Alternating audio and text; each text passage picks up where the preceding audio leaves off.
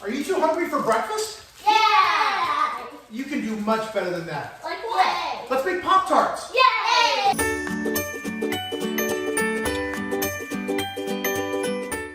1 tablespoon of cornstarch.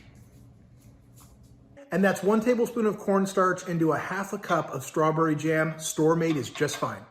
Rolly, rolly, rolly, rolly, rolly, rolly, rolly, rolly, rolly. And store-bought is fine.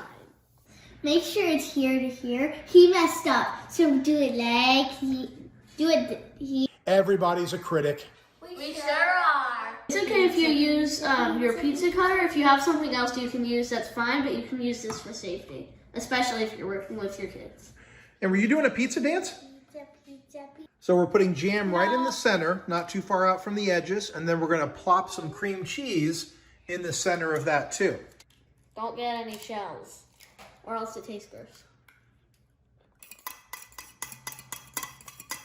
We're gonna brush the edges with the egg that Michaela so nicely beat earlier, all the way around. Okay, so now we're gonna lay these on top and start fitting them together. Great job. Then we're gonna take a fork and crimp the dickens out of these guys all the way around. We're gonna boot up the old oven to 400 degrees. Onto a baking sheet in at 400 for 15 to 18 minutes.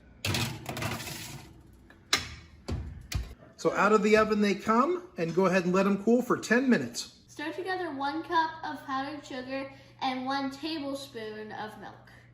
And what are we making? We're making icing for the Pop-Tarts. And Charlie wants some too, what?